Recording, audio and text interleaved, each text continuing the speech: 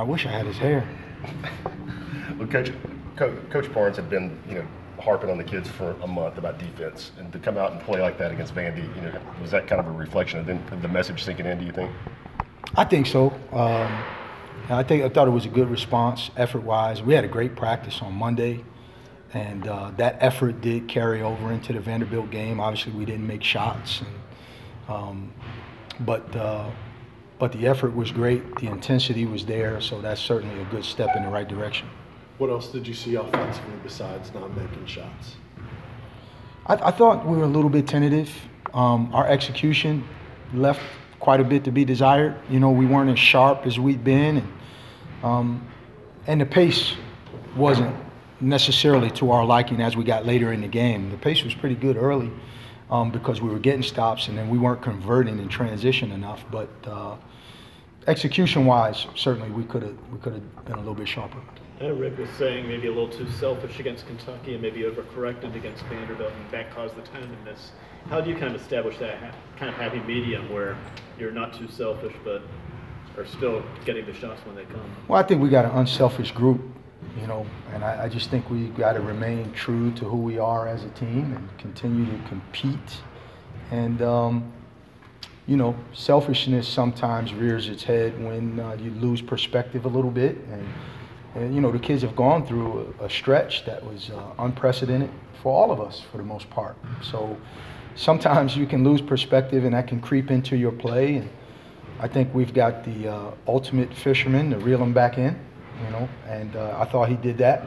And it showed in our effort and our collectiveness on Tuesday, but we just, we weren't at our best offensively. So it was one of those nights. What makes Tremont Waters so tough to deal with? I'm sorry? What makes Tremont Waters so tough to deal with? Wow, he just such a gifted player. He can score at all three levels. For a guy of his size, he has an uncanny ability to finish in traffic at the rim. He can do it in the mid-range, and then he can shoot it from deep. And he plays a fearless brand of basketball, and then he's just so good with the ball in his hands. It's so hard to stay in front of him. And then he has the ability to get his teammates involved. So they kind of, I wouldn't say they go as he goes because they're so deep and talented, but he certainly is the guy that makes them go.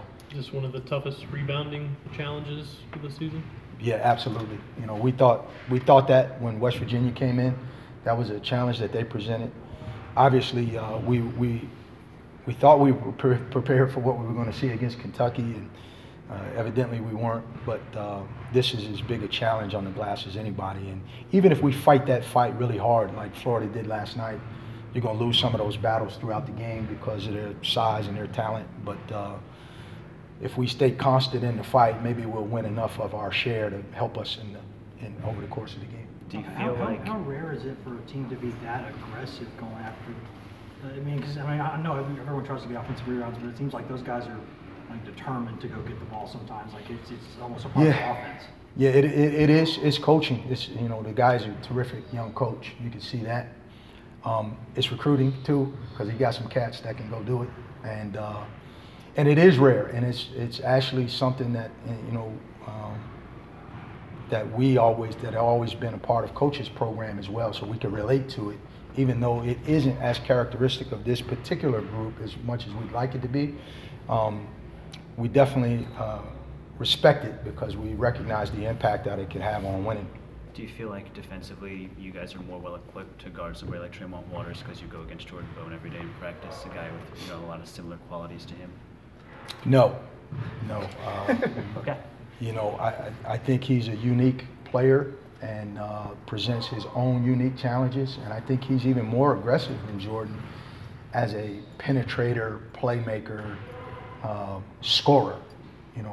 So he is a unique challenge, and the way they spread the floor and their scheme makes the challenge more different. It's so pick and roll heavy, and they got guys that can complete the plays. If you really load up and help, the other guys can burn you. So it's a unique challenge. What stands out about him with his size and what he can do? Naz Reid. Wow, what a talent that young man is. Like I'm watching film and I'm saying, how much of this do I want to show the guys? Like, this dude, just unique, can turn over either shoulder, can play with his back to the basket, can play facing the basket, can step out and shoot the ball with consistency from three, and then when you take that away, he can drive it on you, and he's a terrific passer. Like, he's checking like so many boxes, and then we were talking about the offensive rebounding, and he's a big part of that problem. So it's rare that you get a guy that young, that big and physically talented who actually plays with a high motor. Tremendous talent. 2 weeks in a row, you guys have a road game against a team coming off a heartbreaking midweek home loss. Does that add any challenge at all? No. I think we'll learn a little bit this week from last week. But I do think the consistent theme of what we try to do is make the focus ourselves relative to our opponent, as opposed to the other way around. So that'll always be our starting point, and we'll go forward that way. We know we got a tremendous challenge ahead of us on Saturday. I mean, they're a really good team, and they really know how to finish games. They win close games, and they really kind of take it up a notch late in games. So it's a great characteristic to have, and it really speaks well of their coaching staff and that young coach, that he could have his group in his second year with young players, the ability to close out games. I think it's an underrated thing that young coach is doing. He deserves a lot of credit. Coach, as you guys head into March, how important is it you start, maybe get a little more off the bench outside of Boughton? Yeah, that would be critical, and that is a point of emphasis for us. We kind of, if you look at the rotation in the first half on Tuesday, we were kind of trending that way. The game sort of dictated the rotation as the game went on, because we didn't really get the kind of traction that we needed. And if you look back to last year's game, this was a game where, Derek Walker played 14 minutes, and he and Folke combined for about 20 minutes in the game. And we need to get that, and Jalen is starting to really establish himself with some minutes in the rotation as Eve is kind of working his way back into form. So that is important for us. You've been so efficient, so explosive offensively pretty much all season long up till these last couple games. How much of a concern is it, or are you pretty confident you can get this turned around quickly in terms of the offense? Well, I don't think there's a need for a turnaround. Like, I think we're okay. I think the season always presents challenges and ups and downs. And, it felt good to have the delusion that we're immune to ups and downs for a long time. We hadn't lost since Thanksgiving going into that game. So we can't overreact to the fact that we had a couple of games where we weren't prolific offensively. We might have overreacted to the fact that we had so many good games offensively, if you really want to think about it. So I think it's the natural course of a season, but we got spoiled there for a little bit, and we got brought down to earth. But we're a good offensive team, and we'll continue. We'll have our good nights, and we may still have some bad ones along the way. We just hope we don't have them at the absolute worst times. What was the surprising thing, going back to Kentucky, was it not that maybe that you not the missed shots that were the issue, but the fact that y'all kind of got out of the way you played the game? Was that, what can a team learn from kind of doing that, from going through a game where they sort of forget who they are and it hurts them? Well, I think these guys, you've all heard the saying, you don't know what you don't know. And every experience that they've had over the course of the season has been a good experience, even that one. And what it's like to be number one, how do you know what it's like unless you get the opportunity to be number one? And what comes with that? And we got into a situation where we were taking teams' best shot. It turns out that Kentucky's best shot is better than most, right? And so we just learned another lesson.